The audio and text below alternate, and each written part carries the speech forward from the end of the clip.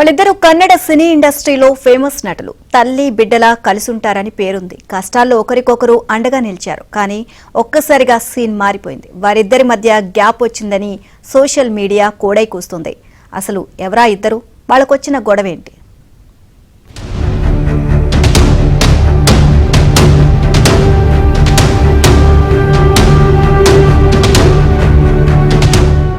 Kannada hero Darshan నటి సుమలత మధ్య మంచి అనుబంధం ఉంది. పలు సందర్భాల్లో కూడా సుమలత దర్శన్ తన కొడుకు లాంటి వాడని చెప్పింది.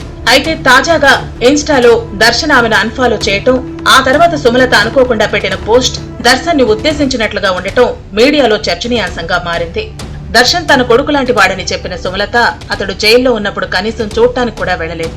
అదే కోపంతో దర్శన్ ఆమెని అన్ఫాలో చేశాడని, అందువల్లే ఇద్దరి మధ్య విభేదాలు వచ్చాయని చర్చ మొదలైంది.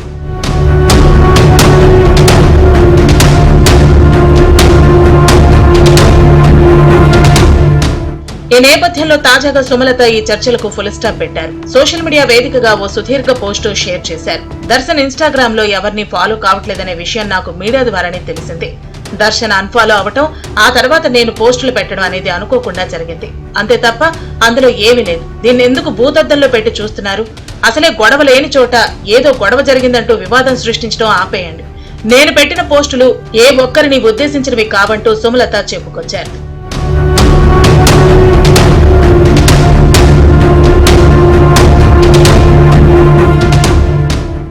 మరోవైపు దర్శన్ కొన్నేళ్లుగా తన ఇన్స్టాగ్రామ్ లో ఫాలో అవుతున్న 6గురిని అన్ఫాలో కొట్టాడు.